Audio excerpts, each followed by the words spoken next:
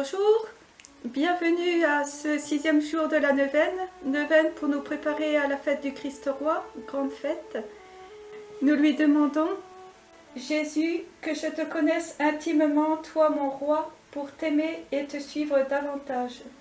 Je t'offre toutes mes actions de ce jour, tout ce que je suis, tout ce que je possède, pour que ton règne s'établisse dans mon cœur, le cœur de chaque membre de ma famille, de ma communauté, et dans l'univers entier. Amen.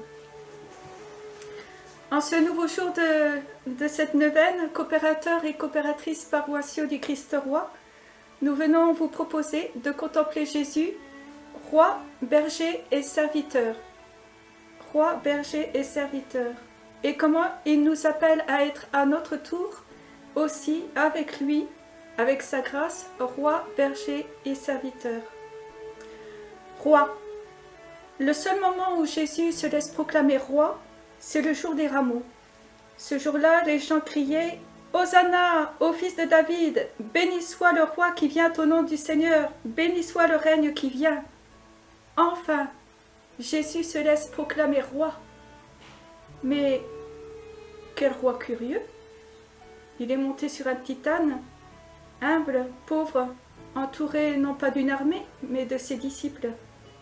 Mais justement, c'est là que rayonne sa royauté. Il ne se laisse pas dominer par les honneurs de ce monde. Il ne se laisse pas dominer par les richesses de ce monde. Ce qui occupe son cœur, sa richesse, son honneur, il a dit lui-même sa nourriture, c'est de faire la volonté de son Père qui est au ciel. Et il nous appelle nous aussi, vous et moi, à avoir cette liberté des enfants de Dieu, petit à petit avec lui.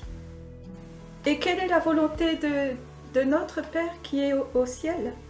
Cette volonté, c'est que tous les hommes soient sauvés. Tous les hommes soient sauvés. Qu'ils aient la vie et qu'ils l'aient en abondance. La royauté de Jésus est donc une royauté très particulière, tout au service du salut des hommes et au service de la vie.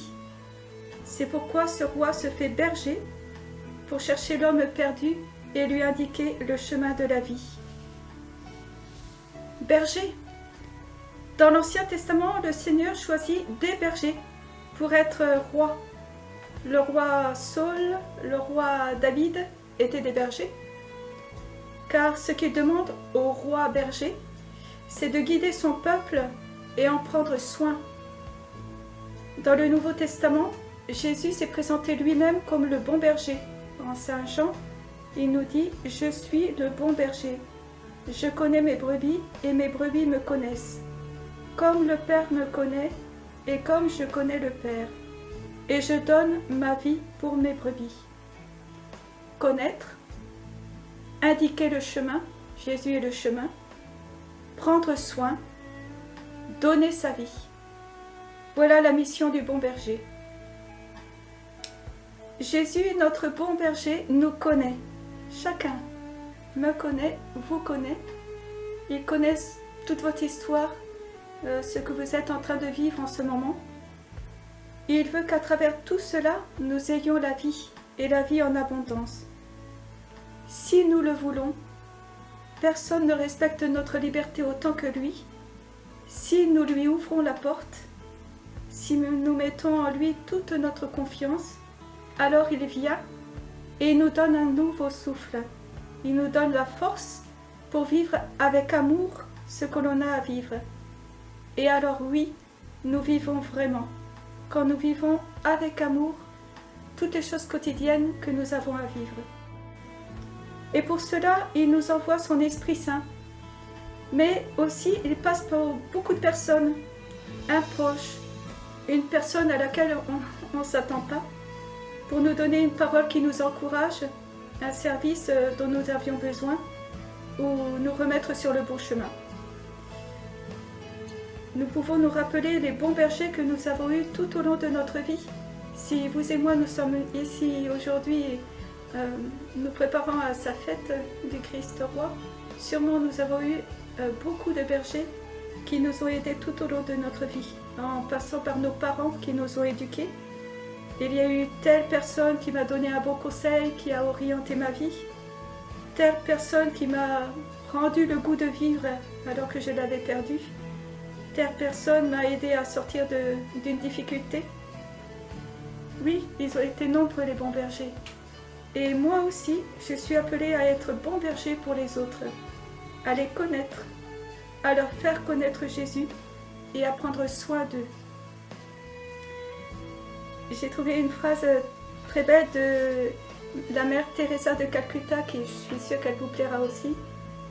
Oui, j'ai beaucoup de faiblesses humaines, beaucoup de misère humaine, mais Jésus s'abaisse et il se sert de nous, de vous et de moi, pour que nous soyons son amour et sa compassion dans le monde, malgré nos péchés, malgré nos misères et nos défauts, tous appelés à être bergers, à prendre soin les uns des autres. Et cela commence dans la propre famille.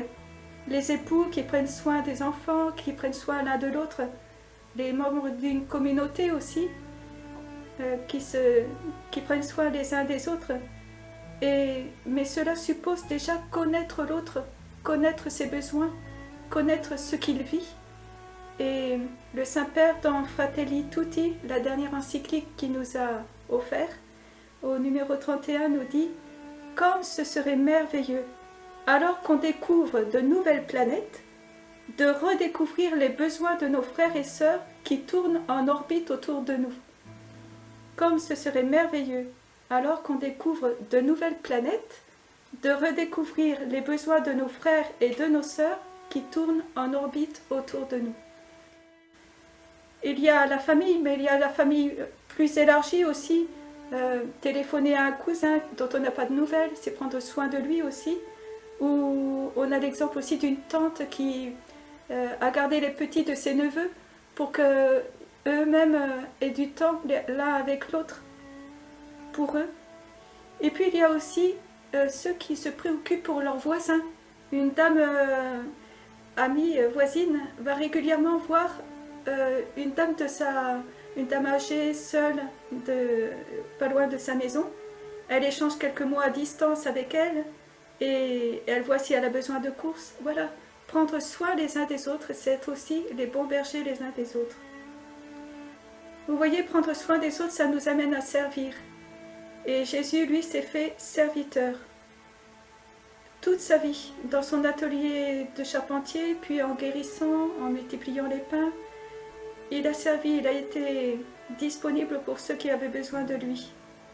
Et plus encore dans sa passion, le serviteur souffrant.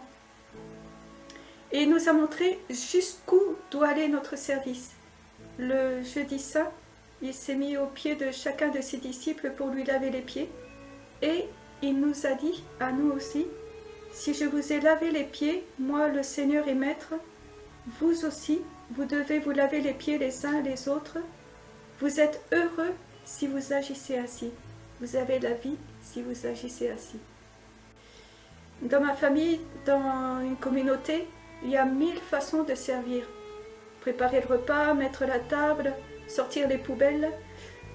Le Saint-Père François aussi, dans son exhortation Gaudete et Exultate, nous dit « La vie communautaire, soit dans la famille, soit dans la paroisse, soit dans la communauté religieuse ou autre, est faite de beaucoup de petits détails, de détails quotidiens. Il s'agit d'être attentif comme Marie à Cana. » Et le Saint-Père, dans cette même exhortation, donne des exemples de soins de l'autre, de service, et particulièrement pour ces temps difficiles de pandémie, où l'atmosphère est souvent un petit peu tendue, ça peut nous venir bien. Il nous donne comme exemple, comme proposition, exalter les autres au lieu de se glorifier soi, supporter avec patience les défauts des autres, maintenir la joie et le sens de l'humour.